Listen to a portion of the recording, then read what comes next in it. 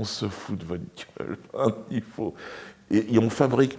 Le plus grand des mensonges, ici, c'est l'argent. C'est qu'ils ont fabriqué une valeur auquel tout le monde croit. Les gens se lèvent le matin pour aller chercher quelque chose qui n'a aucune valeur en réalité. Les gens ne savent plus où est la valeur. Il y a l'or, c'est l'or, c'est la crypto, oui. Ben là, non, la valeur c'est ton travail, la valeur c'est toi, c'est tes enfants, c'est tout. Il n'y a pas de... C'est pour ça que les artistes qui sont complètement aujourd'hui esclaves des producteurs et donc de l'argent, je leur dis libérez-vous de ça. Retrouvez votre métier, éclatez-vous. Et l'argent viendra en plus. Puis l'argent, elle va changer, ça sera une autre forme, ça sera autre chose. Parce que ceux qui tiennent l'argent sont horribles. Ils ont eu tellement de pouvoir, on le voit avec les Epstein. À la fin, ils baissent des gosses, ils savent plus où ils en sont, quoi, ces gens-là. Eux aussi, il faudra leur pardonner, parce que l'argent les a rendus fous, mais c'est pas facile de les pardonner, eux.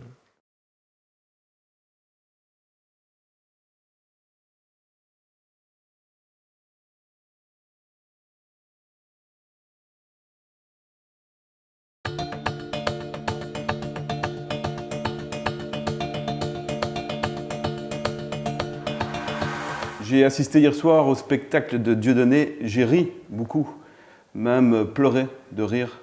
Ai-je péché, dois-je me repentir? Aurais-je dû me retenir? Mais est-ce possible de contenir son rire?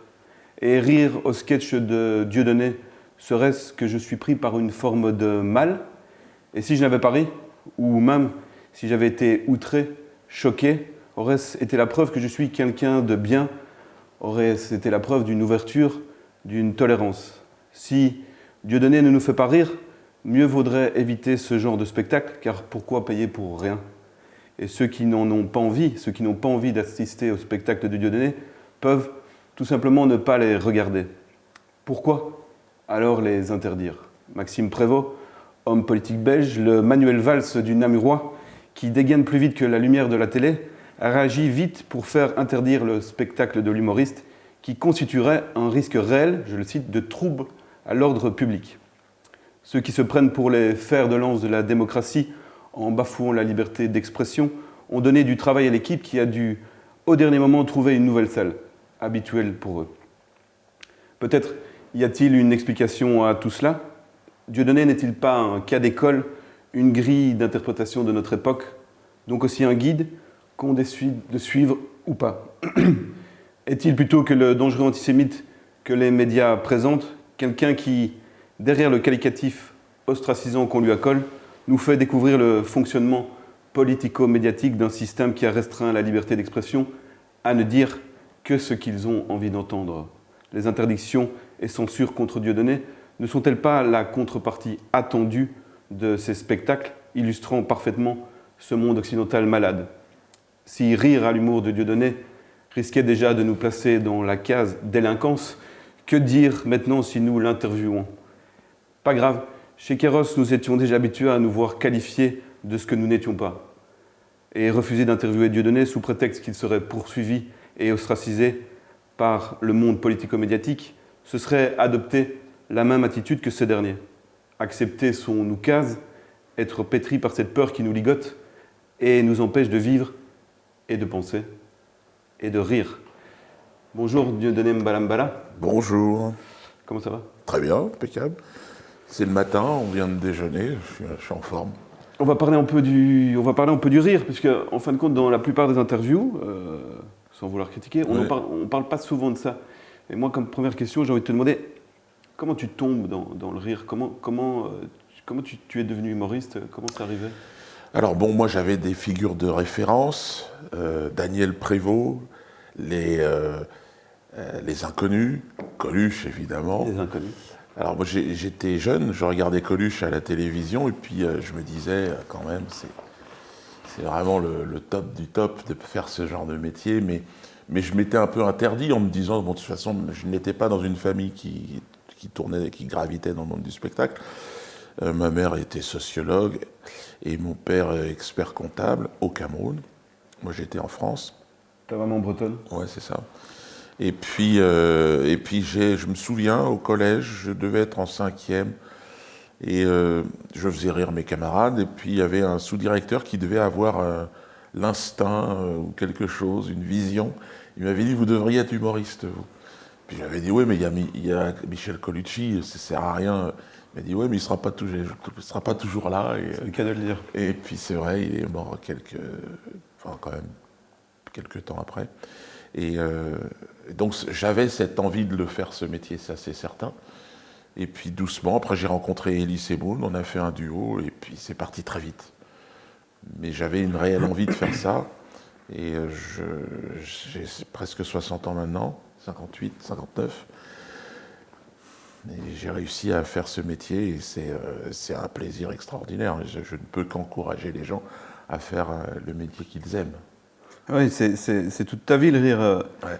Et d'ailleurs, je cite Gustave Flaubert, qui est cité dans ce livre Interdit de rire, qui est excellent, écrit par tes avocats, et qui dit « C'est quelque chose, le rire, c'est le dédain et la compréhension mêlée, et en somme, la plus haute manière de voir la vie. » Je pense qu'en tout cas, la dérision, rire de soi, déjà, commencer par rire de soi, il y a une dimension philosophique importante. Et c'est un grand poète, Aimé Césaire, qui, suite à des problèmes que j'avais eus en Guadeloupe, Martinique, m'avait dit « Rire avec la souffrance nègre, vous allez déranger du monde, Dieudonné. » Et effectivement, j'ai dérangé beaucoup de monde. Le rire de l'esclave irrite le maître.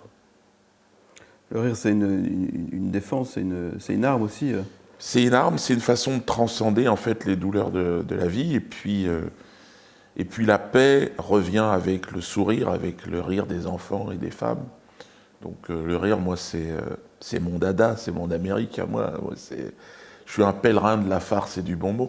Je crois il y a une dimension presque spirituelle avec le rire philosophique. C'est voir le monde, ne pas transcender en fait ces différences, ces conflits par la dérision, en disant bon allez, tout ça finalement n'a pas grande importance. Ouais, voilà pourquoi il dérange tellement aujourd'hui. Et tu parlais de des proches, je le cite, s'il est vrai que le rire, sacrilège blasphématoire, que les bigots de toutes les chapelles taxent de vulgarité et de mauvais goût, s'il est vrai que ce rire-là peut parfois désacraliser la bêtise, exorciser les chagrins véritables et fustiger les angoisses mortelles, alors oui, à mon avis, on peut rire de tout, on doit rire de tout. Évidemment. Dieudonné, on peut rire de tout. À commencer par rire de soi, déjà, il faut être capable de le faire. Il faut savoir se foutre de sa gueule. Ouais, je pense, c'est la base. Et puis après, par contre, c'est la porte ouverte. Ça... Rire de la bêtise humaine, moi, ma matière première, c'est la bêtise. Il y a du boulot là, pour l'instant. Et là, je veux dire qu'on est une espèce qui a fait de la bêtise quasiment sa boussole, quoi. Alors, comment tu vis le fait que dans toutes les interviews, même celles qu'on présente comme alternatives, il faut toujours qu'on te demande est-ce que tu n'es quand même pas un peu antisémite? Est-ce que tu regrettes même l'interview récente sur les légendes? Il est aussi dans une forme comme s'il y a quelqu'un derrière qui lui disait bon, t'interview de Dieudonné, fais gaffe quand même, demande-lui quand même si c'est pas un gros facho. Ouais, c'est ça. Comment tu vis ça? C'est vrai que je suis un chercheur en fait dans mon travail. J'ai essayé de chercher les limites, les contours de la liberté d'expression. J'ai vu, en fait, chaque société a ses tabous, chaque société a ses interdits profonds. Je pense que voilà, il y a des endroits où on peut rire de certaines choses et pas d'autres. Et en Occident, il y a des interdits, des tabous, des choses sacrées. Alors, au pays de Charlie, normalement, donc moi je suis français, on peut rire de tout. Mais en fait, non. Il y a, même Charlie ne rit pas de certains sujets. Et il y a un sujet, moi, qui m'avait intéressé, c'était la hiérarchisation victimaire, la compétition victimaire. J'ai trouvé que non seulement c'était indécent, ça n'était pas juste et que c'était risible. C'est-à-dire que dans les écoles françaises, on met la Seconde Guerre mondiale comme étant l'événement le plus terrible, le plus insupportable, alors que quand on est africain, noir, afrodescendant, On sait très bien qu'il y a eu des horreurs. Malheureusement, personne ne peut s'approprier la souffrance humaine. Elle est partout. Et aujourd'hui encore, je veux dire, c'est pas un noir ou un blanc qui va aller nous dire ouais, j'ai plus souffert. Non, personne n'a plus souffert que personne. Et donc, il faut arrêter de hiérarchiser tout ça. Et moi, je suis dans un pays où, effectivement, il y a eu cette hiérarchisation autour de la Shoah, qui était devenue le truc. On ne peut pas rire. Il faut respecter la souffrance de ces gens, bien évidemment. Mais ils ne peuvent pas me l'imposer. Ils ne peuvent pas tout d'un coup, dans les écoles, demander à mes enfants, descendants d'esclaves, de dire voilà, les Juifs sont les gens qui ont le plus souffert sur la terre. Non. Il y avait des Juifs marchands d'esclaves. Tous les Juifs ne sont pas des victimes de la Shoah. Il y a aussi des ordures et des gens bien. Qui ont collaboré. Voilà. Il y a de tout, partout. Et il y a autant de connards chez les Noirs que chez les Juifs.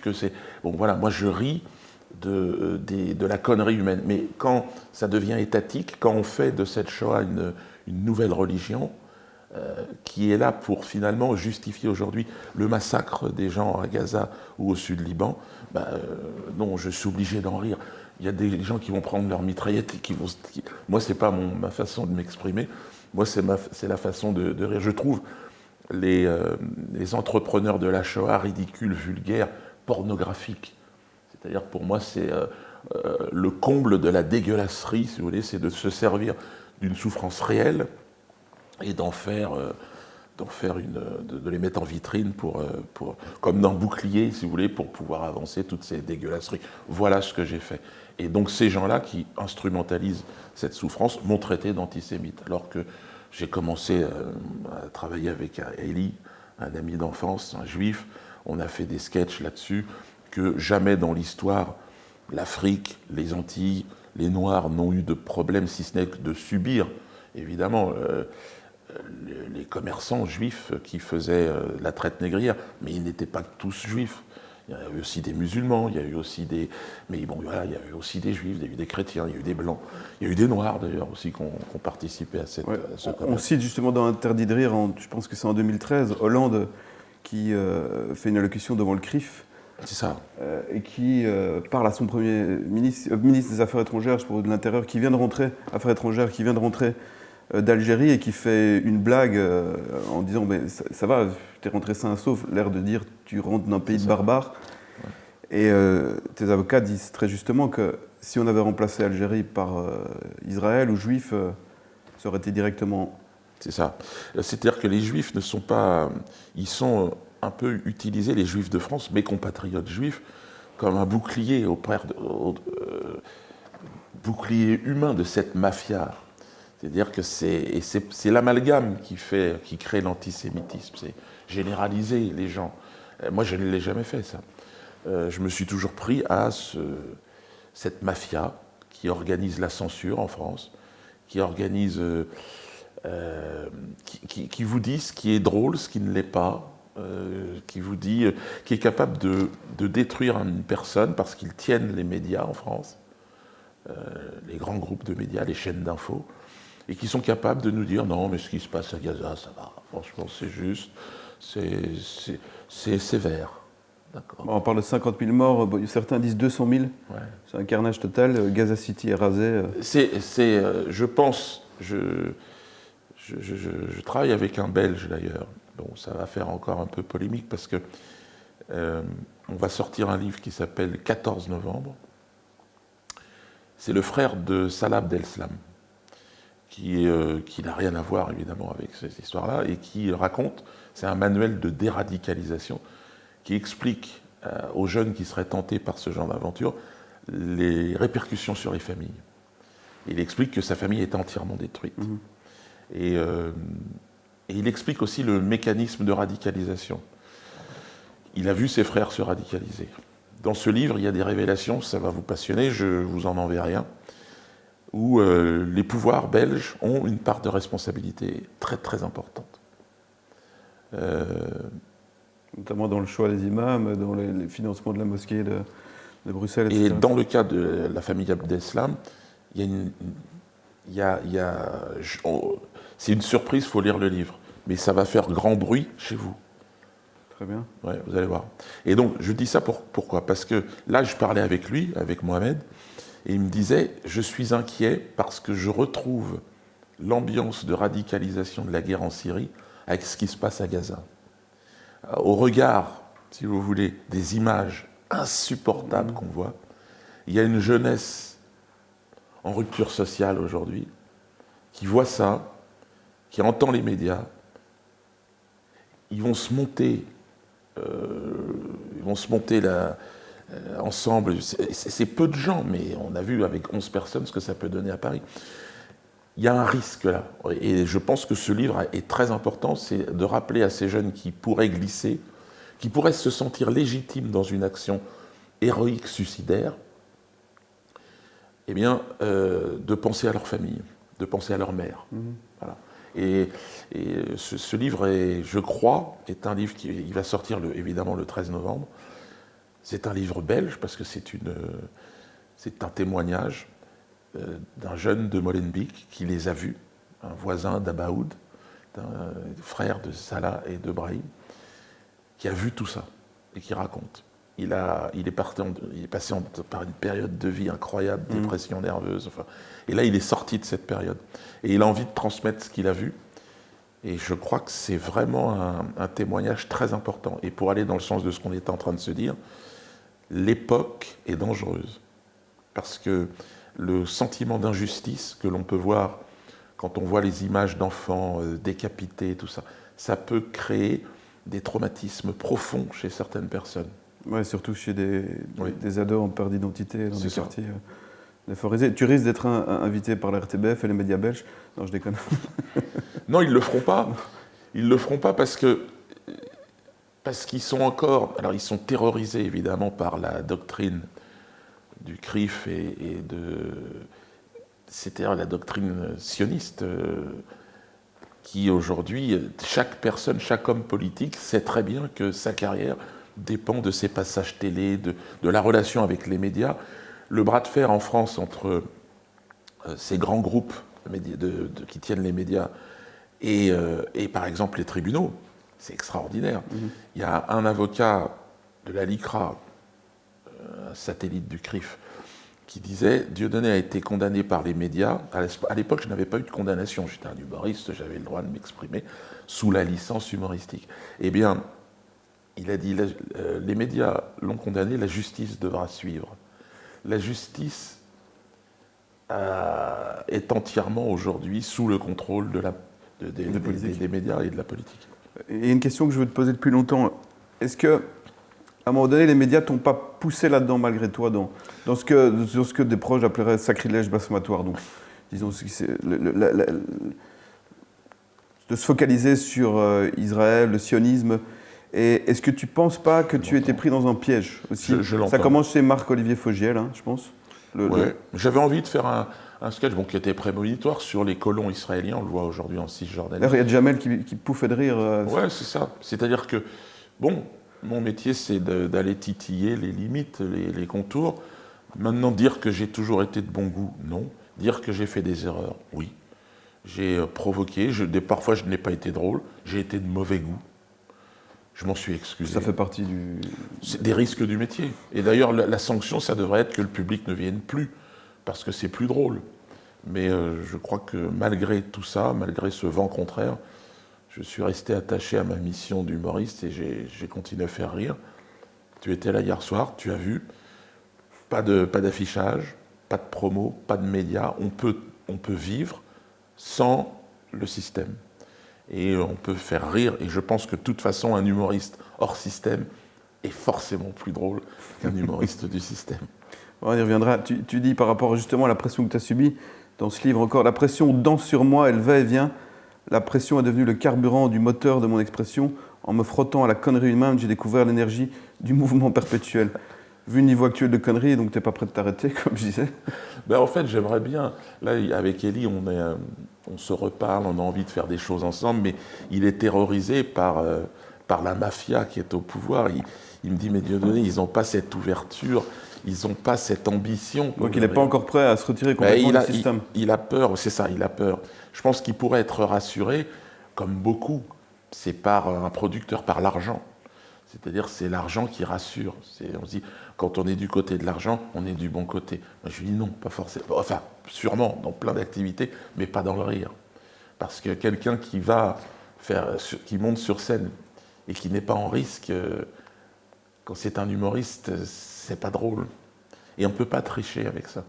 Moi, je suis sous bracelet électronique. Alors là, j'ai une suspension de peine, donc je ne l'ai pas physiquement. Ouais, c'est ça, j'en regarde derrière, je me dis, tiens, où il est, quoi. Non, est-ce parce qu'il la qu'on met plus haut? Non. on n'a pas le droit quand on... En fait, en France, c'est comme ça, le bracelet électronique, dès que vous sortez de votre domicile, alors vous avez 8h, 13h, bon ça vous avez le droit de faire vos courses, mais si vous ne dormez pas chez vous, on vous retire le bracelet, donc on fait une suspension de peine, vous devez aller, c'est ce que je fais. Très administratif. Ouais, c'est très administratif, et puis on vous le remet en mode, j'ai pas le droit de partir, de me balader avec mon bracelet en dehors du périmètre, quoi. Ouais, on y reviendra sur la justice. En même temps, ils t'ont mis dans une sorte de piège, mais ils caricaturent ton œuvre humoristique aussi. Oui. Parce que tu parles pas que de ça. Non, mais dans mon spectacle, même à l'époque, c'était même pas 5% sur des questions autour d'Israël. Et encore une fois, jamais je ne m'en suis pris. L'antisémitisme, ça n'est pas drôle. On ne fait pas rire avec la haine, en haïssant les autres, en haïssant les juifs. C'est pas drôle. Et puis, et les juifs, ça veut rien dire.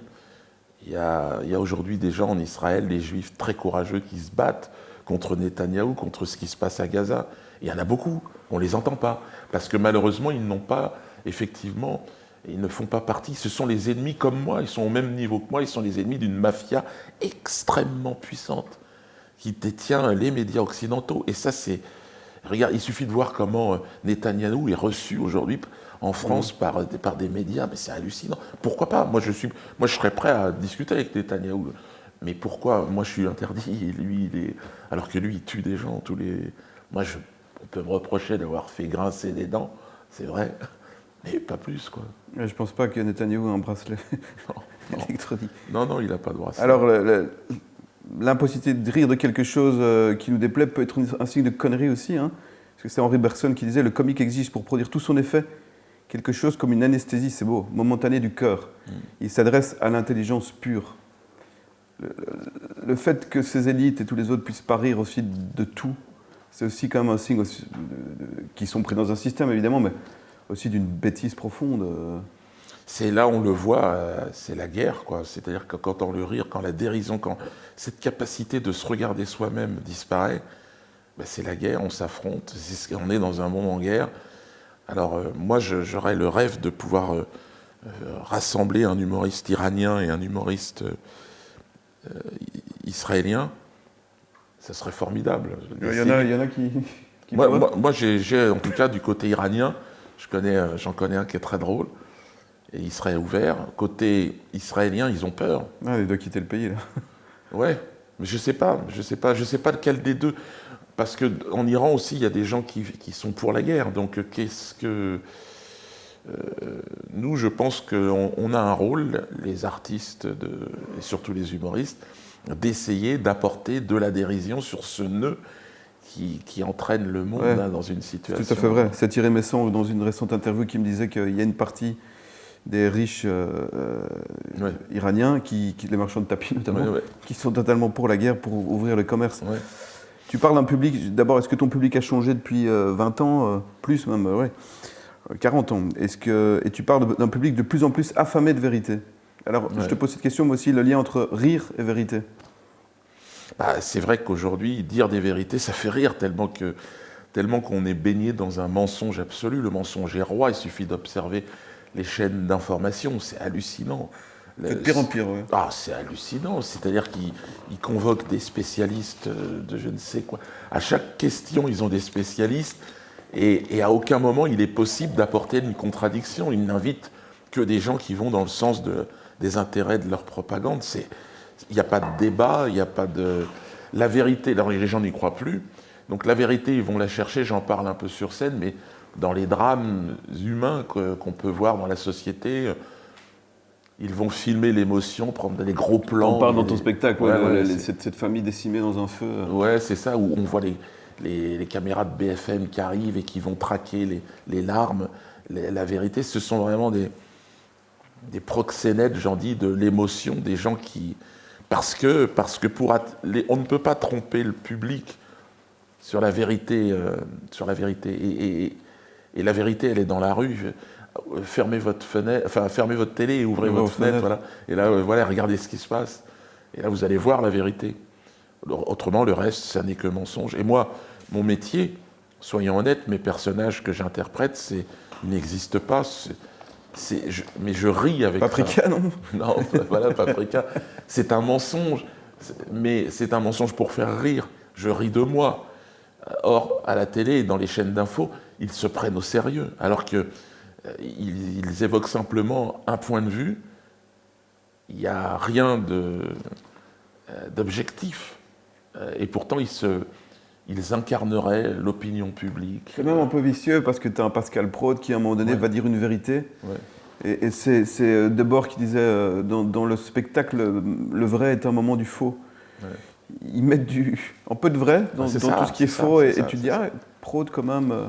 Mais c'est ça, c'est la magie de la télévision. Et Praud, alors, il est très mal perçu du public. Ça fait partie de ces gens.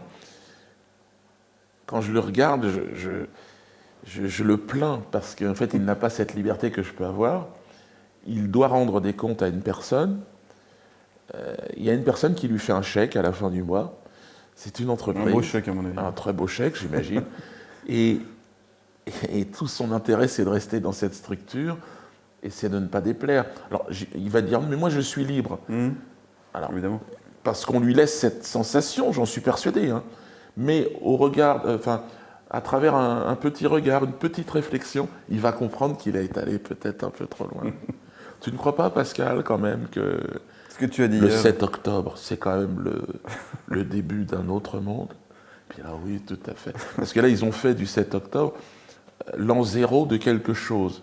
C'est terrible ce qui s'est passé là-bas. Soyons honnêtes, le 7 octobre donc en Israël, là, c'est terrible et c'est aussi terrible de ce qui se passe à Gaza. C'est le même drame, ça touche d'avoir des enfants, des femmes, des hommes exécutés de cette façon-là. C'est terrible. Mais pourquoi en faire quelque chose de différent de ce qui passe à Gaza? Non, à Gaza, c'est aussi terrible. C'est même, par le nombre de personnes qui sont touchées, encore plus important. Mais ça, on ne peut pas le dire. Alors là, je peux le dire face à vous, mais chez Pascal Praud, on ne peut pas le dire. Chez Pascal Praud, il faut faire une genuflexion. Israël, toc toc, se signer, Shoah, la Shoah, toc toc, le 7 octobre, toc toc, toc, toc. Qui sont des drames, c'est sûr. Bienvenue au club, les gars. Je suis descendant d'esclaves, vous n'allez pas me faire chialer. Hein. Franchement, c'est terrible ce que vous avez vécu, ça fait un peu mal au cul. Ah tiens, parlons de la justice. Combien de plaintes, combien de procès, combien de plaintes Un record. Alors j'ai vu que dans l'histoire, de toute façon, il n'y a pas eu d'humoriste à jouer sous bracelet électronique. Alors je le dis avec un petit sourire en étant un peu fier de moi, parce que je pense que dans l'époque qu'on vit, c'est vraiment une médaille. C'est-à-dire que voilà, je ne suis pas un artiste de ce système. D'ailleurs, le système le prouve. Il me met sous contrôle absolu et sous bracelet électronique. Donc, pour moi, c'est la plus grande des reconnaissances. J'ai fait mon travail. Charlie, j'ai été un copain de T-News, qui était un des dessinateurs. On a fait un bouquin ensemble. Lui, il s'est fait exécuter. Il s'est fait exécuter parce qu'ils sont allés assez loin aussi. Je défendais, moi, cette liberté d'expression et j'ai été tétanisé par ce qui s'est passé là-bas. Moi, je le vis de manière plus vicieuse. C'est un terrorisme d'État que je subis, moi. Bon, ils ne m'ont pas tiré dessus, c'est vrai, pas encore. Oh, on reviendra des menaces. Il y en a eu beaucoup de menaces. Et c'est vrai que je sens qu'on est, un révélateur chimique du malaise, et surtout au niveau de la liberté d'expression, je suis devenu un épouvantail à moi tout seul, quoi. On peut rire de tout, mais voilà, à la limite, c'est Dieudonné. Alors dans le documentaire, je pense, est-il permis de débattre avec Dieudonné? C'est quelque chose comme ça. Hein. Oui. Je me souviens que le journaliste va voir un représentant du CRIF, je crois, et il lui montre le sketch de Desproges. On m'a dit que des juifs s'étaient glissés dans la salle, et lui dit, est-ce qu'aujourd'hui ça serait permis? Et il fait non, aujourd'hui, il est franc, il le dit. Alors c'est marrant parce que je crois que c'est Valls qui disait, ou non, c'est un des procès de la cour d'appel, à la cour d'appel de Paris, l'avocat général qui dit, quand Desproges ou Coluche faisaient une blague sur les juifs, ça c'est bon, on voyait qu'il ne croyait pas ce qu'il disait. Vous, donc Dieudonné, quand vous faites ces blagues, ça se voit que vous croyez ce que vous dites. Ils sont fins, ils sont psychologues. Moi, je dirais que la différence première entre moi, Coluche ou Desproges, c'est que moi, je suis noir. Et que je pense que ce procureur, qui est blanc, a peur du rire des Noirs. Parce que si on doit regarder l'histoire en face, il y a une petite dimension supplémentaire avec Desproges et Coluche, c'est que derrière moi, dans mon regard, il y a l'esclave, il y a le colonisé, qui te regarde, toi, procureur de mes couilles, et qui représente ta justice de mes couilles.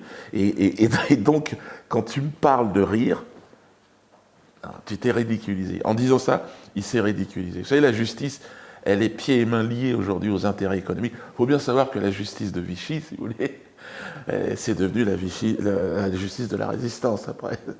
Donc oui, la justice, elle fait ce qu'on lui dit. Au moment où... Moi, j'étais sur le mur des cons du syndicat de la magistrature. C'est-à-dire, pour se détendre, les magistrats se sont amusés à faire un mur des cons. Grande impartialité, quoi. Ouais, et tu imites les juges, d'ailleurs, tu les connais bien. Ils sont tous pour les mêmes dans ces... Les juges, c'est un personnage extraordinaire dans la société parce que il a cette façon de s'exprimer. Donc il est important pour un comédien d'observer des personnages comme celui-là. Parce que c'est un personnage qui doit exprimer une grande neutralité. Et donc pour ça, il essaye de gommer toute expression du visage déjà. Donc il y a un vrai travail il fait semblant d'être, dans l'école de la magistrature. L'idée, c'est d'arriver à parler en pensant à autre chose, vraiment. Et de gommer toute forme d'expression, sachant qu'il a des supérieurs, qu'il a une carrière à mener, et donc il a un lien avec la chancellerie qui est inavouable. La justice est indépendante, on vous le dit, mais ils sont salariés. Donc qui les paye? Comment ça se passe? Comment ça fonctionne? Moi, j'ai pu voir, si vous voulez, la différence entre un juge qui est en fin de carrière et qui va me donner raison. Et parce qu'il prend plus de risques. Parce qu'il est à la fin de son... Voilà. Et un petit juge qui arrive et qui se bagarre, et un procureur qui voudrait devenir procureur de la Cour, de monter encore de la Cour de cassation. Et alors eux, ils sont prêts à tout pour obéir. À partir du moment où Manuel Valls et le président disent « il faut me... on s'en occupe ». Et il y a pas mal de procès, c'était strictement impossible de me condamner. C'est impossible de me condamner sur « j'ai chaud à la tête devant le barbecue », par exemple. Alors on va chercher que j'essaye de dire que... Je dis non, moi la seule chose qui me fait rire, c'est de rire de la bêtise humaine. Voilà, j'ai chaud à la tête devant le barbecue. Vous ne pouvez pas empêcher les gens d'avoir chaud à la tête devant le barbecue. C'est impossible. Et les ananas, c'est pareil. Et les quenelles, c'est pareil. Quenelle, salut nazi. Non mais attendez, de quoi on parle? Dans Interdit de rire, on montre bien que ça n'a rien à voir, mais ça a même il y a une historique à la quenelle. C'est complètement. Et puis c'est devenu un geste. La plupart des artistes, des sportifs noirs faisaient tous la quenelle. Anelka l'a fait à la fin d'un but. Oui, il l'a payé. Hein. Oui, il l'a payé, ça lui a coûté très cher. Et c'est un geste d'émancipation. Au départ, c'est un geste d'émancipation de ceux qui se sentent esclaves. Et alors après, au moment de ce qui s'est passé avec l'obligation vaccinale, il y a eu un retour de la quenelle. Les gens faisaient des quenelles, ils n'en voulaient pas. Oui, mais justement, est-ce que on te caricature? Est-ce qu'il faut te haïr? Il faut que les médias montrent que tu es un monstre pour justement empêcher le débat, empêcher de discuter. Voilà. C'est d'ailleurs Valls qui disait c'est insupportable d'entendre Dieudonné sur les salles ou sur Internet. Mais il ne t'écoute pas. Personne. Ça les dérange même de savoir que tu puisses exister. Je ne comprends pas. Et moi, je suis spectateur de leur propre comportement. Je ne sais pas, déjà, pourquoi ils parlent de moi, pourquoi ils ont fait de moi cet épouvantail. sachant que s'ils venaient voir mes spectacles, s'ils m'écoutaient ou s'ils voulaient discuter avec moi, dans une démocratie, l'idée c'est de discuter. Si vous n'avez pas peur de vos arguments, mettez-les en face des miens. Moi, je ne parle que du rire, voilà. C'est mon métier, c'est ce que je fais. Ça fait depuis 30 ans et je suis devenu, aujourd'hui, la référence pour les jeunes humoristes qui viennent me voir, me dire, m'expliquer que j'ai fait partie des gens qui ont inspiré, les ont inspirés. Certains l'ont oublié. Ouais, il y en a. Non, mais en général, même les jeunes, quand même, ils viennent me le dire. Même si, en se cachant, parce qu'ils sont jeunes et qu'ils ont une carrière, ils ont envie de rouler en Ferrari un moment, ils ont envie de faire de la pub et tout ça. Mais ce qui est tout à fait normal. Moi, je le comprends tout à fait. Il y a plein de sportifs qui, en coulisses, viennent me voir. Mais ils n'ont pas le droit, c'est dans les contrats. Par exemple, les footballeurs, maintenant, ils n'ont plus le droit de se prononcer, de dire des choses. Ils doivent, grosso modo, être sur la ligne officielle de propagande de BFM, quoi. S'ils veulent rester toucher de l'argent. Sois docile, écoute, et tu prendras du pognon. Et tu rouleras en Ferrari. Mais au moindre dérapage, attention. Et là, on l'a vu en France avec Kylian Mbappé. C'est incroyable. C'est un héros absolu. Il refuse de se présenter, il refuse de jouer contre Israël. Le lendemain matin, il a violé une femme. Non, mais c'est-à-dire que la propagande, si vous voulez, la puissance de feu de la mafia sioniste, mais c'est hallucinant. Bah, ils ont peur aussi. Ils ont peur des gens qui ont une forte audience. Ça fait vraiment penser à Coluche. Ouais. C'est ça. Qui aurait pu devenir président. C'est sûr que Kylian Mbappé qui nous dit ça touche plein de jeunes. Palestine vaincra, bon, c'est sûr, ça dérange. Ouais. Mais ça dérange pas tant que ça, parce que tout le monde pense à ça. Tout le monde pense. La Palestine a le droit d'avoir un État. Tout le monde pense, mais le dire publiquement. C'est ça. C'est ça. Et qu'est-ce que tu penses de. Justement, on va parler des menaces, parce que tu en as eu énormément. Coluche, sa mort, justement, c'est. Moi, je pense qu'il était. On n'est plus du tout dans la même époque. Hein. Coluche, on n'est pas dans l'époque d'Internet. On n'est pas dans l'époque des réseaux sociaux. Il y a à ce moment-là, quand il meurt, en 86, il n'y a rien. Et donc il est entièrement un homme du système. C'est-à-dire que pour vivre, pour manger, il doit louer des salles, il a un producteur. C'était compliqué. Il était dans une situation. Il commençait. Alors il a fait les Restos du Cœur, qui finalement était sa façon à lui d'essayer de participer à quelque chose qui lui tenait à cœur. Mais c'est pareil, les Restos du Cœur sans la pub des Restos du Cœur. Les Restos du Cœur, c'est un truc entièrement fabriqué par le système. C'est pas comme les Gilets jaunes. C'est pas un truc spontané. C'est un truc avec des partenaires médias, des partenaires machin. Pour un peu calmer ceux qui crèvent de faim aussi. Et puis lui, le mettre là et ferme-la, Coluche, tu fais tout. Tu y es même passé, je savais pas. Ouais, j'y suis passé il y a très longtemps. Mais je me souviens, c'était assez avec Elie d'ailleurs. Et puis c'était à nos débuts. Et c'est le show business. Moi, je l'ai approché et hop, j'en ai été exclu. Donc, et je suis très content. Parce que tous ceux qui sont rentrés là-dedans de ma génération, Palmade par exemple, il a explosé en vol. Chez vous, Poulvord, très bien, mais psychologiquement, ça fragilise. Quand on est honnête. Et je pense que j'étais dans cette honnêteté-là. Et je crois que tous ceux qui sont sensibles dans ce milieu-là explosent en vol. Ouais, tu veux dire qu'ils sont dans une sorte de dissonance où ils ne sont pas eux-mêmes? C'est-à-dire qu'ils sont tellement eux, ils ont tellement envie de... un artiste est quelqu'un d'assez fragile, en réalité. Il cherche une vérité. Et donc, tout d'un coup, comme ils sont entourés de gens pour qui la vérité, c'est un éclat intéressant qu'ils ont perdu depuis longtemps, ils vont les mettre dans des vérités artificielles, on va dire, des drogues, de l'alcool, des machins. Tout ce que l'homme est fragile, de toute façon, par nature. Et quand vous tombez sur des spécialistes, des ingénieurs de l'émotion, de la nature humaine, ils savent comment manipuler et faire qu'un homme va être entièrement sous contrôle, en ayant la sensation d'être libre. En boîte de nuit, en machin. Voilà. Ici, vous en avez beaucoup qui ont pété en vol. Stromae aussi a explosé, parce que c'est un monde qui est... C'est un monde, il y a vraiment des gens... C'est-à-dire que l'homme qui est sur scène, il va arriver avec ce qui lui reste, toute son énergie naturelle et de positif, mais ce qui se passe derrière, si vous voulez, c'est... En coulisses, il y a des gens qui ont tout intérêt à le pousser dans des extrémités et sur des pistes et des chemins qui vont le fragiliser encore plus. C'est pour ça que moi, j'ai préféré faire ça tranquillement, prendre mon bus, jouer mes spectacles et me couper complètement de cet univers-là. Et quand je vois mon pote Elie, là, il est terrorisé par cet univers. En fait, il ne se rend même pas compte que tous ces gens qui sont là, qui te conseillent, qui montent sur scène, qui nous montrent ce qu'ils savent faire. Ils ne savent pas le faire. Alors, c'est une œuvre collective, attention, on a besoin d'un producteur, on a besoin de plein de gens, mais je pense qu'il faut laisser la parole aux artistes.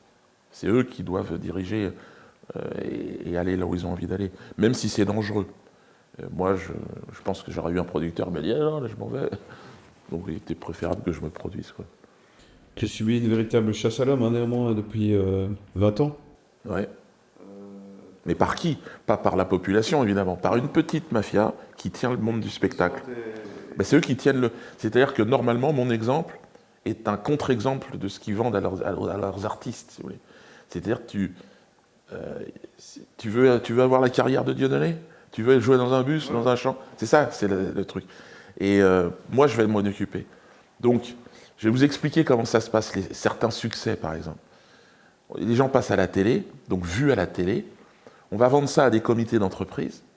Donc, on va dire un artiste qui marche bien à l'année, donc le producteur qui a tous ses artistes dans son cheptel, il va dire bon, tu me prends la star, là, Johnny Hallyday, et puis tu me prends un petit peu d'Elie Semoun quand même. Parce que, donc, le mec, le comité d'entreprise, il va prendre un peu de tout. Et puis finalement, vous allez avoir dans les salles de spectacle des gens, mais leur succès ne correspond pas en réalité à l'attente du public. Mais c'est de la soupe interne, voilà. Et ils fabriquent des carrières comme ça, alors que normalement, une carrière, ça se fabrique naturellement. C'est les gens qui viennent, le bouche-oreille, les gens en parlent, et puis les gens viennent. Et puis, normalement, dans des médias comme celui-là, les gens parlent, et puis c'est la vérité qui doit revenir. Et aujourd'hui, tout est faux. C'est-à-dire que tous les films sonnent faux. Les films, ça ne fonctionne plus, le cinéma, parce qu'il n'y a plus cette liberté que les gens avaient. Parce que c'est uniquement des financiers. Canal, c'est l'exemple type. Quand Bolloré reprend ça, c'est fini, les guignols, c'est plus drôle, il n'y a plus rien. Parce que ces gens-là pensent qu'ils savent faire, ils savent tout faire parce qu'ils ont l'argent. Et en plus, moi je dis aux artistes, l'argent c'est nous qui leur apportons de l'argent, c'est pas eux. Eux ils ont beaucoup d'argent, ils t'achètent toi. Après ils essayent de faire... Mais même les équipes, ça se fait pas comme ça, c'est l'envie de travailler ensemble. Là on a envie de refaire un truc avec Elie, il y a quelques comédiens aussi ils aimeraient se remettre autour de nous, mais... Et quoi, ça va se faire? Mais non, mais on va le faire. Moi, je leur dis, on a besoin de personne, on le fait. Mais ouais, mais non, tu te rends pas compte. Le mec de TF1, on sait pas.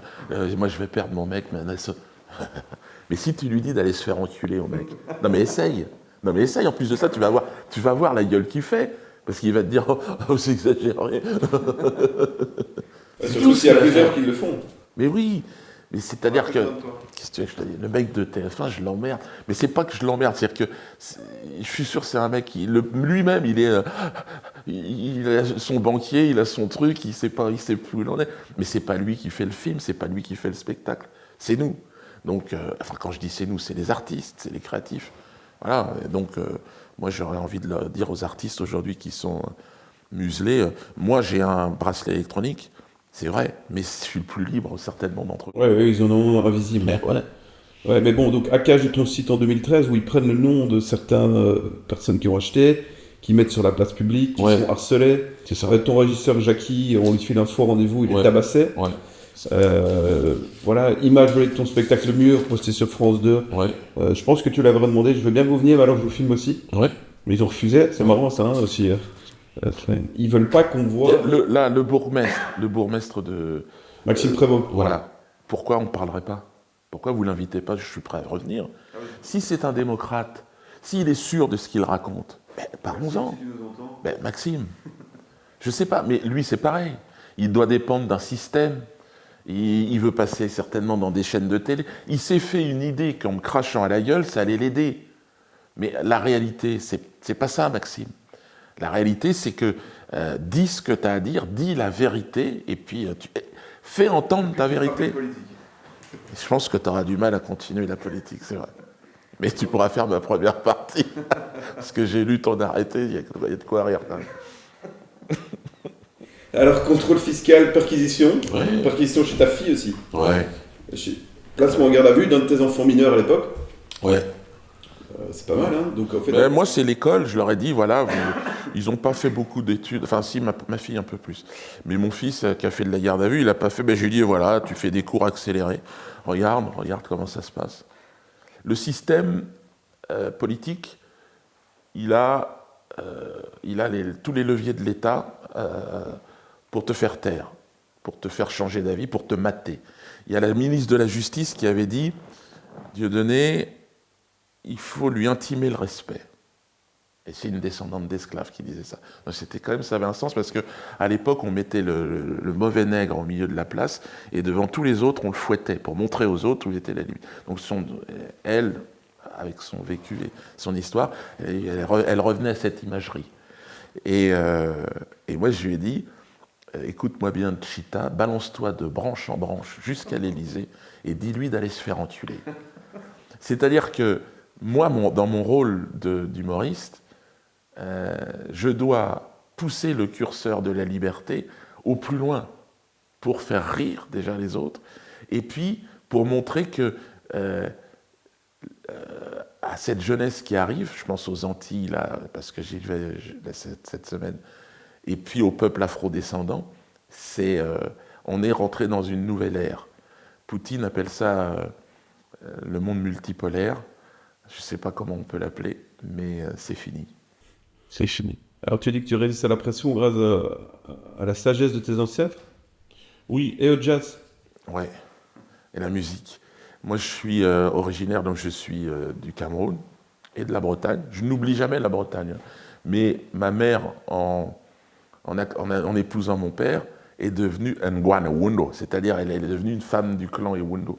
Donc moi, je suis un Ewundo de père et de mère, en réalité. Et donc, effectivement, on est chrétien, mais notre Ancien Testament, c'est pas l'Ancien Testament, c'est Nzambe.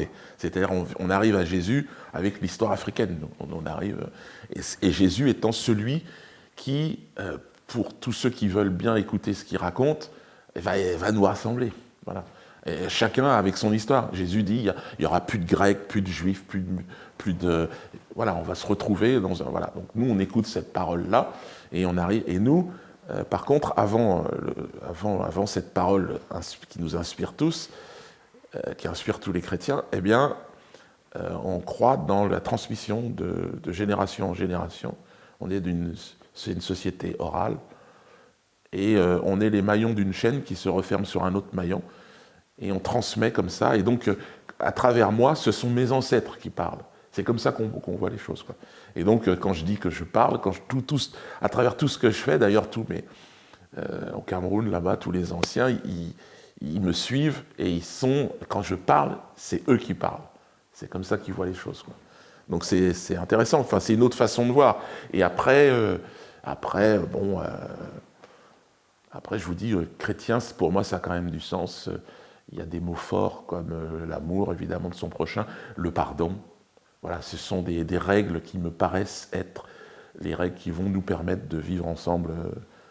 Donc c'est en cela que je trouve que la culture chrétienne est une culture qui est magnifique, quoi. Justement, le pardon, tu as fait des excuses dans un journal israélien, Ouais. je pense. Pourquoi? Et est-ce que c'est pas contradictoire justement avec le rire, l'objectif du rire, de rire de tout? Est-ce qu'il y a une pression aussi Alors, non, je ne pense pas que ce soit contradictoire. Moi, je suis un chercheur. Donc, je cherche. La confrontation, je l'ai vécue pendant 20 ans. Et ma foi chrétienne c'est pas l'Église, hein, moi, c'est vraiment le Christ, la parole. C'est comment, quand il est sur cette croix et qu'il dit « Pardonnez-leur, mon Père, ils ne savent pas ce qu'ils font », c'est arrivé au bout d'une pression. Il était quand même en confrontation, puisque lui prêchait l'amour, les autres lui disaient « On va te tuer ». Bon, et le fait qu'il arrive au pardon, je me suis dit que c'était certainement quelque chose qui était à côté de nous, le pardon, et qu'on ne voyait pas. Et j'ai pardonné, et j'ai demandé pardon. Et ma vie a changé. C'est une libération pour toi aussi. Ah, complètement. En réalité, je me suis libéré d'une confrontation. Je ne suis plus en confrontation avec la mafia sioniste, tout ça. C'est des gens que je vois autrement. C'est-à-dire que ce ne sont plus mes adversaires. C'est des gens qui se trompent pour moi. Est-ce que tu penses pas que certains sont vachement emmerdés du fait que tu aies dit pardon parce qu'ils disent « Oh zut ». Ben, ils se sont révélés ni pardon ni oubli. C'est ça qu'ils ont dit. Ouais, ouais. Et c'est extraordinaire. J'ai eu un contact avec l'un d'entre eux d'ailleurs, Jakubowicz, ancien, je dis patron, président de la LICRA, et qui m'a sorti un ni pardon ni oubli. Wow. J'ai dit, écoute, c'est ta liberté évidemment, c'est pas la mienne. Enfin, c'est pas mon choix personnel. Moi, en tout cas, je te pardonne. Je pense qu'aujourd'hui, c'est à la commune.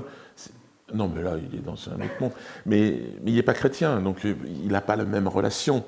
Je me suis rendu compte aussi qu'il n'était même pas juif, parce que le pardon a une place très importante dans la religion juive, que je ne connais pas. Je ne connais pas cette religion. Mais j'ai entendu le grand pardon, Yom Kippour.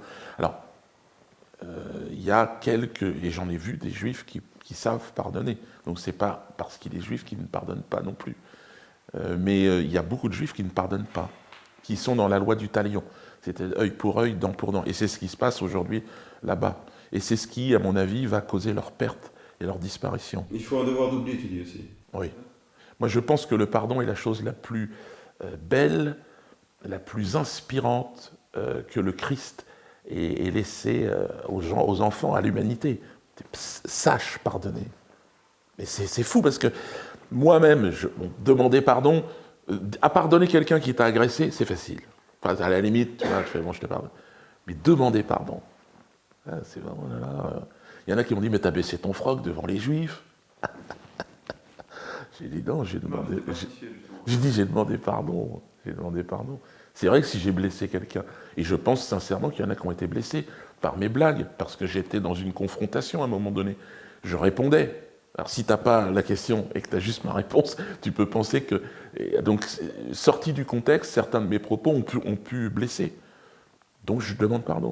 Est-ce qu'il n'y a pas aussi une forme de devoir d'oubli, mais qui sert le pouvoir? Je pense ici, à Bruxelles, ils ont voulu déboulonner des statues de Léopold II. Ouais. Et je m'étais dit, mais en fait, ça va peut-être servir le pouvoir. Il vaudrait lui laisser la statue et mettre en dessous une indication en disant qui était le gars, qu'est-ce qu'a fait Léopold II, les millions de morts. Donc il y a l'oubli qui sert le pouvoir. On va oublier ce qui se passe à Gaza et tout ça. Et il y a la mémoire de la Shoah qui sert le pouvoir aussi. Tu as tout à fait compris. Le sens du pardon, c'est-à-dire, il faut même, je dirais même, pardonnons-lui.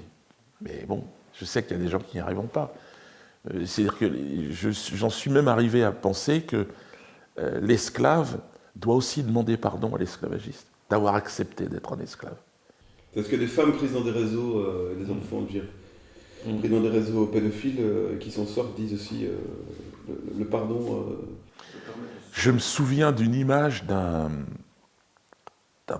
serial killer aux États-Unis, et il était face aux familles des gens qu'il avait tués. Il avait accepté, il avait reconnu tous ses meurtres, donc il a une prison à vie et il devait rencontrer ces gens.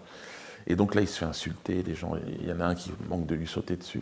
Et puis il y a une petite femme qui vient expliquer qu'elle a perdu son enfant, qui était le seul enfant qu'elle avait, et elle dit qu'elle est croyante, et elle le regarde et elle dit, eh bien, moi je te pardonne. Et là, l'homme qui était resté impassible, on voit une larme qui coule. Et ça veut dire que le pardon, il vient toucher quelque chose d'extrêmement profond, en fait. Il vient redonner de l'humanité, et c'est ça qui est fort. Alors, moi, mon expérience du pardon, qui est une expérience que je ne peux relier qu'à ma chrétienté, quoi. Enfin, quand je dis chrétienté, à Jésus, parce que c'est lui qui va plus loin. Lui, il pardonne le monde qui le crucifie. C'est incroyable. C'est une puissance, c'est tellement moderne, c'est tellement inspirant, le pardon, que, quand on me pose la question, et je sais qu'il y a des gens qui me soutiennent, hein, qui ont été choqués par cette période du pardon, en disant, mais quand même, est-ce que c'était pas pour revenir un peu dans le circuit? Est-ce que c'était pas intéressé, en fait? Je réponds que, en général, que, écoute, j'ai fait ça parce que je le sentais comme ça. Je sentais que j'étais dans un moment où c'était important d'essayer de trouver une voie. Et cette voie-là, encore aujourd'hui, je ne sais pas si ça s'entend quand je parle, mais ça m'a libéré de quelque chose. J'ai plus de problème, en fait, puisque j'ai pardonné. Et j'ai demandé pardon. On est dans une fameuse époque, hein, comment tu vois la période actuelle. J'aime bien comment Archika. Ouais. Et par rapport au début à la télé, j'ai encore regardé hier soir là, quand tu passes c'est pas chez Dunkerque, ça j'ai reconnu là, avec Ellie. Est-ce que tu sentais déjà les prémices? Est-ce que c'était déjà là, évidemment, ou il y avait quand même encore une liberté? Et voilà, comment tu vois aujourd'hui cette époque actuelle et aussi le regard de tes frères camerounais quand tu rentres, t'expliques à un moment donné? C'est un autre monde, parce qu'au Cameroun, ça n'a rien à voir. Surtout la propagande LGBTQ+, qui est très très présente en Europe. Et quand vous avez les Occidentaux qui, aujourd'hui, mettent le curseur de la démocratie sur le traitement de l'homosexualité, La transsexualité. de la transsexualité, des théories du genre. Le summum du progrès. Ouais, ça serait ça qui serait vraiment la marque du progrès. Ouais. Et ça, c'est tout à fait discutable. Mais c'est pareil, je crois que ces gens, ces transsexuels, ces homosexuels, servent encore une fois de bouclier d'éthique d'une mafia, c'est toujours la même, qui se servait du racisme avant. C'est-à-dire qui nous a fait croire que les méchants racistes, les blancs méchants racistes, l'extrême droite, les méchants... Arrêtez. Il y a une forme de néocolonialisme idéologique. Ouais. Moi, je sais que c'est quand même adossé à une véritable souffrance. Il y a une souffrance. C'est clair que dans la communauté homosexuelle, au Cameroun, par exemple, il faut mieux faire ça chez soi. Faut pas faire ça dans la rue. Mais moi, je trouve que ce système de faire ça chez soi, ça me paraît bien. C'est-à-dire qu'une fois qu'on a fermé la porte de sa maison, on fait ce qu'on veut. Mais dans la rue, deux mecs qui vont se rouler une pelle, par exemple, pourquoi pas Dire la sexualité dans le domaine privé. Dans le domaine privé, ouais. Et puis dans la rue, au milieu des enfants, ne pas laisser l'idée que c'est normal. On n'y est pas du tout, puisque Paprika, justement, t'explique les drag queens qui vont dans les écoles.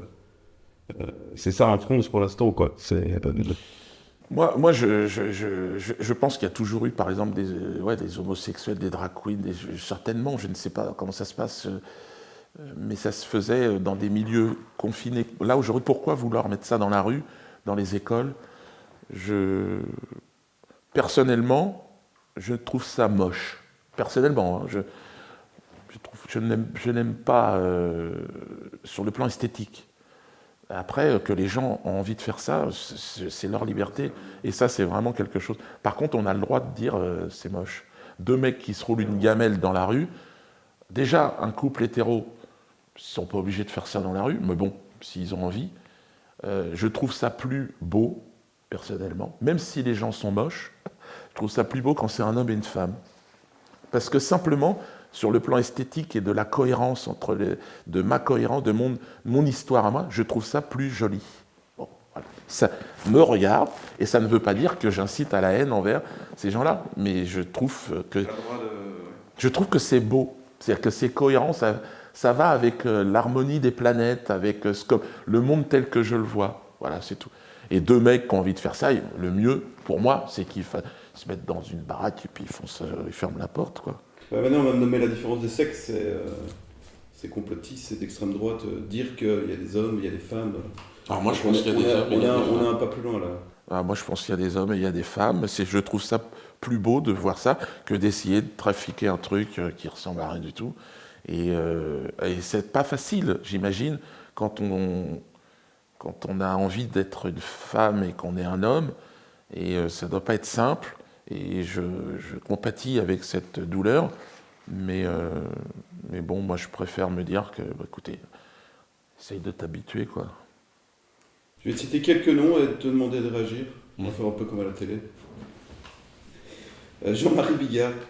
Ouais, j'aime bien. Lui, c'est un laborieux, c'est un laboureur laborieux.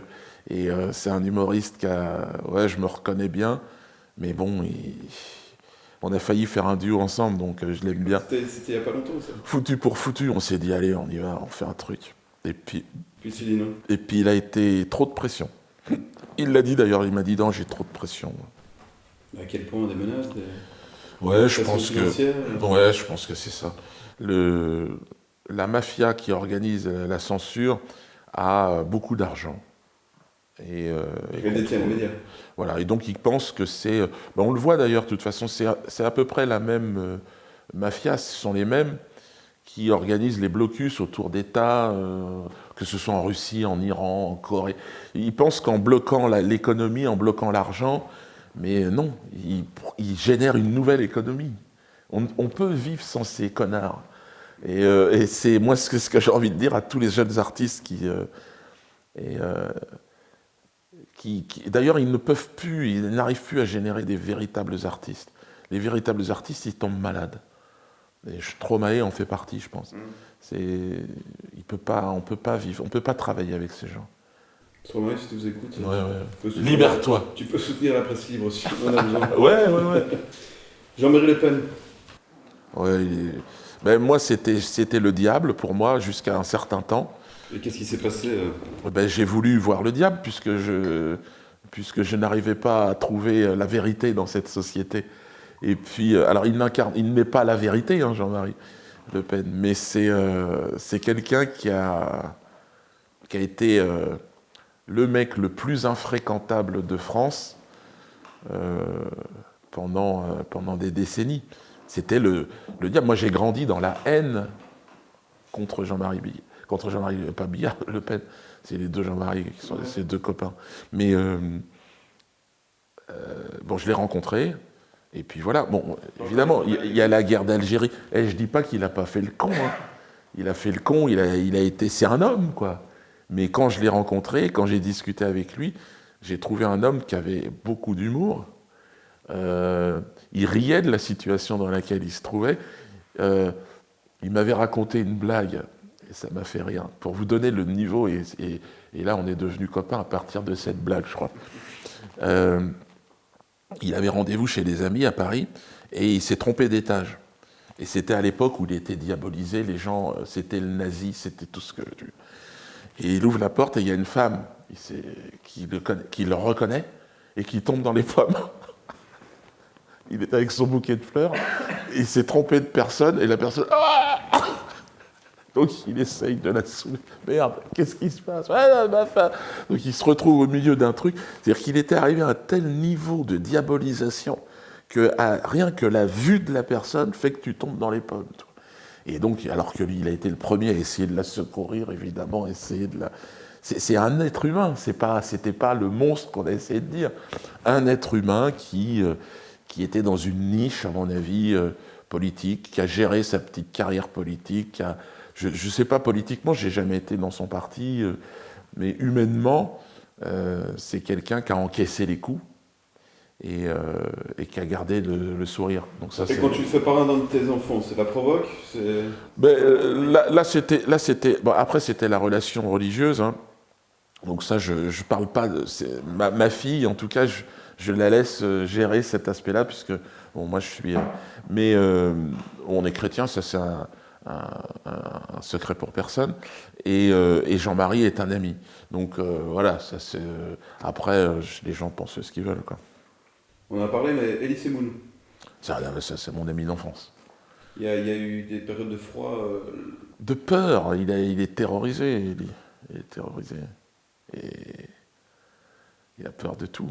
Mais je reste son pote et je reste une référence comique pour lui. Donc son rêve, c'est de faire un truc avec moi. Mais le milieu dans lequel il est lui interdit. Ils veulent pas. Robert Forisson. Ah, c'est un très bon ami, Robert. Ah, t'as un ami. Alors lui, c'est pareil, c'est l'infréquentable. Je lui ai remis le prix de l'infréquentabilité. Parce que je ne le connaissais pas et on m'avait dit, si tu rencontres cet homme, t'es mort. Je lui ai dit, tiens, c'est bizarre. Donc la première chose, c'est d'ailleurs rencontrer un mort, vivant. Donc je suis allé le voir et il était on ne peut plus vivant. Et donc, et puis on est devenus très très copains. Alors lui, Robert, est un hors-la-loi dans le monde de l'histoire. Oui, ces livres sont interdits. Voilà, c'est-à-dire que il traite des sujets qui ne sont plus historiques, mais qui sont légaux, puisqu'en France, tu as la loi Guesso. Il est interdit de... Donc il est interdit d'étudier l'histoire qui est jugée donc, à Nuremberg. C'est-à-dire que cette histoire-là, elle est figée, c'est une loi. Et donc c'est vrai que c'est intéressant parce qu'on pourrait l'appeler la loi Forisson. C'est-à-dire qu'il a, par son travail, il a fait passer la recherche historique à la loi. C'est-à-dire c'est une loi. Et c'est la première fois, c'est la première phase de l'histoire qui... Manuel Valls. Je lui pardonne. Voilà. Pas lui. Hein. Non, lui ne me pardonnera pas. Mais tant qu'il sera, malheureusement, qu'il n'aura pas accès au pardon, il restera dans une sorte de confrontation dans laquelle je ne suis plus. Donc il est tout seul maintenant. Non, il ne va pas lâcher, lui, c'est impossible. Non, je vois qu'il est encore... à servir une histoire d'Israël, de peuple juif, de souffrance. Oui, il y a de la souffrance dans le peuple juif, mais ça n'est pas le peuple de la souffrance, non. Tous les autres peuples ont souffert. Et le peuple français souffre. Réveille-toi, Manuel Valls. D'ailleurs, ils ne veulent plus de Manuel Valls, essentiellement parce que c'est ce côté lèche-cul de cette mafia sioniste qui fait que les gens n'en veulent plus. C'est trop puant, il en fait trop. J'essaie de voir une situation où ce genre de cas pourrait, où il pourrait être pardonné. Je me dis par exemple, si vous êtes sur un bateau à deux, tout d'un coup, hop. Voilà, les bateaux coulent, vous vous retrouvez sur une île, et l'un dépend de l'autre. Je pense que peut-être que là, il se dirait, tiens, il découvrirait quoi. Ouais. Mais bon, déjà, il faudrait qu'on monte sur un bateau, qu'on se retrouve tous les deux, et qu'il ne fasse pas de crise cardiaque. Parce que le cœur peut lâcher aussi. C'est déjà mal partir. Parce qu'il peut avoir peur, parce qu'il peut se dire j'ai quand même tout fait pour détruire cet homme, physiquement il pourrait me manger, donc il peut se dire à mon avis je suis pas en bonne situation. Alors qu'il peut monter sur le bateau avec moi. Je ne pas de mal. Non, moi je suis prêt à lui Manuel, pardonner. si tu nous écoutes. Et je pense qu'une partie de l'histoire, bon il a été, dans son parcours de vie, je pense qu'il a été Premier ministre, alors pour lui c'est quelque chose d'important. Bon, et que maintenant il ne l'est plus, et dans sa vie peut-être il n'est plus rien, peut-être c'est ce qu'il doit penser. Et non, il est justement, il peut faire encore mieux, il peut encore faire plein de choses formidables. Et tu crois que ton public le pardonnerait? Donc genre Manuel Valls fait la première de Dieudonné Elissemoun. Mais si là, le public pardonnerait Manuel Valls? Si mon public ne comprend pas ce qu'on est en train de faire, je serais très étonné, je crois qu'il accepterait. Et s'il y en a qui n'acceptent pas de le voir, ils n'ont rien à faire dans la salle. Parce que ça serait tellement beau. Et comme c'est Claude Nougaro qui disait, on est des gangsters de la beauté. C'est-à-dire qu'on va chercher la beauté, voilà. Et bon, après, c'est très subjectif, la beauté. Hein.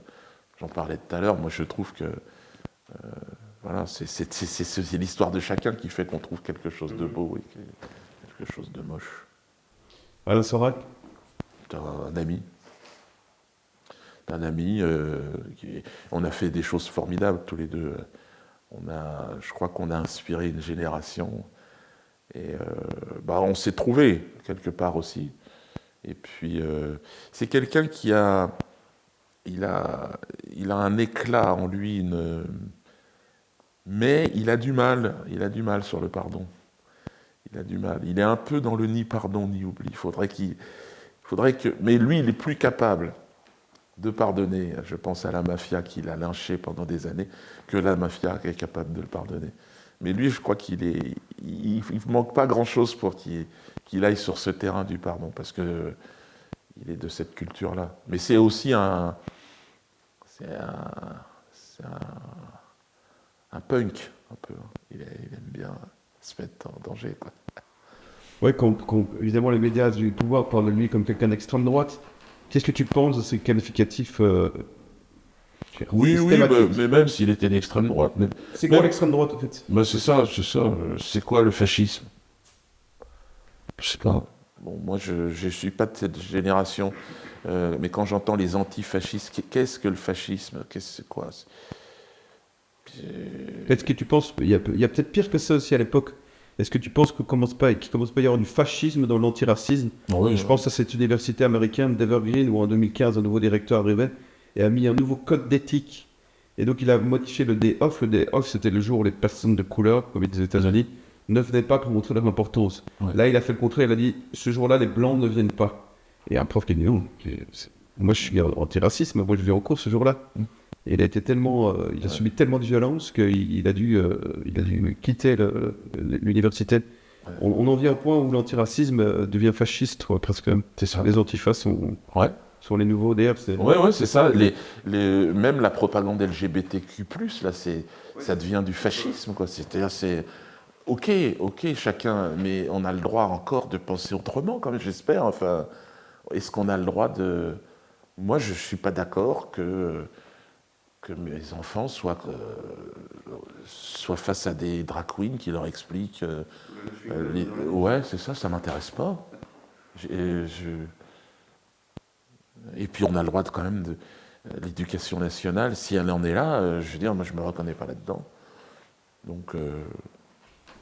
Justement, pour terminer, est-ce que le vrai spectacle, le spectacle dont parlait Guy Debord, c'est pas plutôt le spectacle d'un mythique de Macron ou le spectacle d'un journal télévisé, et qu'en fin de compte, toi, t'es pas dans ce spectacle, t'es beaucoup plus dans le vrai?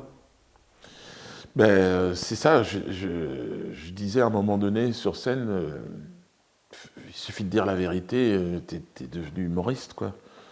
On est dans c'est-à-dire que la réalité a dépassé la fiction, ouais. Celui qui dit la vérité doit être assassiné. Ouais. On doit lui couper la tête au bouffon. Mais le rire, c'est quelque chose qui ne on peut pas tricher, en fait. Les gens rigolent spontanément, naturellement. C'est quelque chose d'extrêmement puissant. Moi, j'ai toujours aimé rire. Et je me souviens, enfant, en fait, on riait beaucoup. Les enfants rient beaucoup plus que les adultes. Bon, les enfants peuvent être très très cruels aussi, hein, peuvent être des vrais salopards, mais dans les cours de récré. Mais par contre, on se marre vraiment souvent. Et alors que quand on commence à aller travailler, tout ça, on doit se prendre au sérieux. Regardez, à la télé, il se marre pas tellement. On parlait de Pro tout à l'heure. De temps en temps, il se fait rire tout seul, en fait. Mais il s'intéresse pas de savoir si ça nous fait marrer, quoi. Ils sont chiés, en fait. Ouais. Il se rend pas compte de... Moi, je les vois des mecs super coincés, super... En fait, ils ont une marge de manœuvre qui est tellement étroite que bon, ça me fait rire. Et effectivement, quand je suis devant ma télé, je me marre. Tu crois que ce système est sur sa fin? C'est évident pour moi que tout comme Rome, la Rome antique a disparu, tout comme les Grecs, tout comme les Égyptiens de Pharaon, tout ça c'est en train de s'effondrer. Ouais. Et je pense que la voie la plus consciente, c'est celle de Poutine, qui parle aujourd'hui d'un monde multipolaire. Il n'essaye pas d'imposer, puisqu'en disant lui-même que c'est un monde qui change, lui, c'est une polarité, mais il va y en avoir plein d'autres. Ouais. Je crois que c'est en train d'arriver là. Et les gens voient pas, les gens sont près de... Le peuple occidental, moi je connais bien le peuple français, le peuple belge, il n'a rien à voir avec ces élites, il est prêt en fait, il est complètement conscient. Et quand je suis ici en Belgique et je parle aux gens, et que je suis au Cameroun et que je vois c'est les mêmes personnes, exactement pareil. Il y a quelque chose qui se crée. Et je pense que la domination occidentale va s'arrêter, mais que les peuples vont se retrouver, je crois. parce que il y a quelque chose qui semble évident. Et je pense que Poutine, vraiment, chez les Occidentaux, enfin, je ne dis pas tout à fait maintenant, c'est les BRICS, mais c'est celui qui est la charnière avec le futur. Il a compris comment le monde allait se construire et qu'on peut être blanc, enfin chez les élites blanches, et tout d'un coup être en fraternité avec les autres sans vouloir les dominer politiquement, militairement, financièrement. Non. Tout ça, c'est en train de changer. Et tout ça est très chrétien. Hein, tout ça est...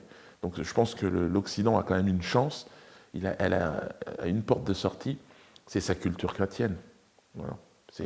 Tout est dans l'esprit des gens et dans leur culture. En fait, le monde va enfin devenir ce qu'il doit être, c'est-à-dire le respect des autres, le respect des... Et le dernier à résister, c'est le sionisme, qui met des murs, qui est des boucliers. Je ne devrais pas rire, mais de leur bouclier qui est anti-missile. Enfin bon, toujours des boucliers, des machins pour... Est-ce qu'on pourrait pas enlever les boucliers? Est-ce qu'on pourrait pas enlever les murs? Ou alors se foutre sur la gueule une bonne fois pour toutes au niveau nucléaire, et puis on laisse refaire les escargots derrière, on verra ce qui se passe. Jusque-là, tu continues à faire rire, quoi. Ouais, moi jusqu'au bout, je vais essayer de me marrer, et puis là, de me rapprocher de mon village au Cameroun. L'avantage de l'Afrique, c'est que tout est à faire, et on n'a pas à porter le poids de cette pseudo-démocratie, droits de l'homiste, tout ça. Bon, la vie est cruelle. Bon, elle est incertaine. Et chercher à être rassuré par un système, malheureusement, c'est pas possible. En Afrique, tout le monde est conscient de ça. Ici, c'est l'hypocrisie. Vous avez des assurances-vie. De quoi on parle? On vous assure votre vie. Non, mais il suffit de se poser les bonnes questions. On se fout de votre gueule. Il faut... Et on fabrique... Le plus grand des mensonges, ici, c'est l'argent. C'est qu'ils ont fabriqué une valeur auquel tout le monde croit. Les gens se lèvent le matin pour aller chercher quelque chose qui n'a aucune valeur en réalité. Mais c'est notre croyance collective qui donne cette valeur. Et on le voit avec la crypto aujourd'hui. Les gens ne savent plus où est la valeur. Il y a l'or, c'est l'or, c'est la crypto, oui. Là, non, la valeur c'est ton travail, la valeur c'est toi, c'est tes enfants, c'est tout. Il n'y a pas de... C'est pour ça que les artistes qui sont complètement aujourd'hui esclaves des producteurs et donc de l'argent, je leur dis libérez-vous de ça. Retrouvez votre métier, éclatez-vous. Et l'argent viendra en plus. Puis l'argent, elle va changer, ça sera une autre forme, ça sera autre chose. Parce que ceux qui tiennent l'argent sont horribles. Ils ont eu tellement de pouvoir, on le voit avec les Epstein. À la fin, ils baissent des gosses, ils savent plus où ils en sont, quoi, ces gens-là. Eux aussi, il faudra leur pardonner, parce que l'argent les a rendus fous, mais c'est pas facile de les pardonner. Pas facile. Moi, j'ai 7 enfants. Ça serait un travail énorme que d'essayer de... Mais il faudrait le faire. Mais quelque chose en fond. Ouais, ça c'est le truc. Mais bizarrement, on touche aux enfants et... En touchant à leurs parents, on touche aux enfants. En touchant aux gens... Sacraliser les enfants aussi, c'est pas vrai. Les enfants, ils sont comme nous. Les enfants, il faut les protéger, c'est certain. Mais pour les protéger, il faut des parents. Parce que c'est pas le système qui va les protéger. Donc les parents et les enfants, ils sont indissociables, quoi. Donc parce qu'il y a une sorte de volonté aussi maintenant, c'est de sacraliser l'enfant. Et on voit les pères qui sont en train de perdre tout leur pouvoir. C'est-à-dire que dans les cas de divorce et tout ça, le père n'existe plus, quoi. On a complètement détruit ça. Alors c'est vrai qu'il a longtemps abusé, le père, c'est vrai. Enfin, certains pères. L'alcool aussi, le père et l'alcool, c'était des choses terribles. Mais bon, voilà, il y a tellement de sujets. Mais en tout cas, voilà, réconcilier les gens par le rire, je pense que, écoute, moi je vais continuer à faire ça. Merci de... Merci à toi.